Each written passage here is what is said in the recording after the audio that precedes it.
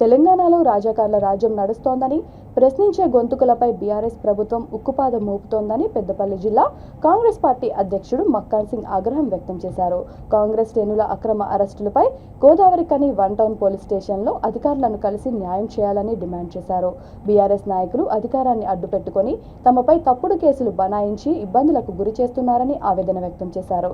అక్రమ అరెస్టులు, కేసులకు కాంగ్రెస్ పార్టీ నాయకులు భయపడరని, న్యాయ పోరాటానికి వెనుకడుగు వేసేదే లేదన్నారు. అధికార బీఆర్ఎస్ నాయకులు ప్రతిపక్షాలపై అణిచివేసే ధోరణిని మానుకోవాలని, లేకుంటే ప్రజలే వారికి బుద్ధి చెప్తారన్నారు. పోలీసులు అధికార పార్టీ నాయకుల ఒత్తిడికి తలొగ్గకుండా సమన్వయం పాటించాలని ఆయన పోలీసులకు సూచించారు.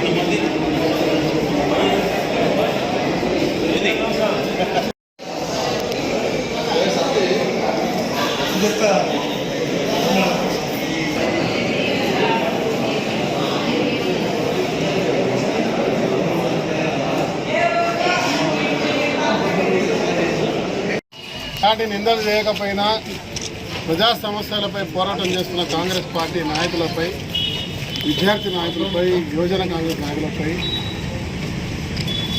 అనవసరంగా పోలీస్ కేసు పెట్టడం దేనికని ఈరోజు అడగడానికి పోలీస్ స్టేషన్ రావడం జరిగింది. కేసులకు కానీ ఇంకే దానికి భయపడం, ఎన్ని రకాల ఒత్తిడి తెచ్చినా ప్రజల పక్షాన నిరంతర పోరాటం కొనసాగిస్తూ అబద్ధపు నిందలు, కావాల్సిన దుష్ప్రచారం, ఆరోపణలు చేస్తే కూడా దానికి జవాబిస్తే అధికారం ఉంది కదా అని చెప్పి రజాకార్ల పాలన మరిపిస్తూ ఇలా ఈ రాష్ట్రంలో దొరల పాలన నడుస్తున్న దానికి మరి నిదర్శనంగా ఇలా పోలీస్ వ్యవస్థను మా రజాకార్లు అనేటువంటి ఒక విధంగా ఉపయోగించుకునే ప్రయత్నం ఇక్కడ ఉన్న పాలకులు చేస్తూ ఉన్నారు. కానీ పోలీస్ వ్యవస్థ చాలా న్యాయపరంగా, బలంగా ఇలా ఎవరు తప్పు చేసినా వాళ్ళని ప్రశ్నించి వాళ్ళకు తగినటువంటి వైపు న్యాయం చేస్తారనే ఒక పూర్తి విశ్వాసం, గౌరవం మాకు పోలీస్ వ్యవస్థ మీద ఉంది, న్యాయ వ్యవస్థ మీద ఉంది. కాబట్టి ఇలా అధికారులను కలిసి మాపై అనవసరపు అబద్ధపు కేసులు పెట్టద్దు, ఏదున్నా కూడా పెట్టినా కూడా మేము దాన్ని భరించడానికి సిద్ధంగా ఉంటాం.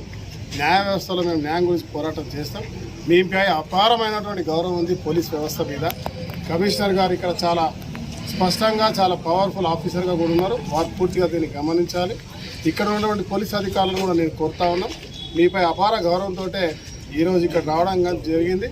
మీకు అప్పీల్ చేస్తూ ఉన్నాం, ఎవరైతే తప్పుడు మొదలు పెట్టినారో, ఎవరైతే తప్పుడు కూతలకు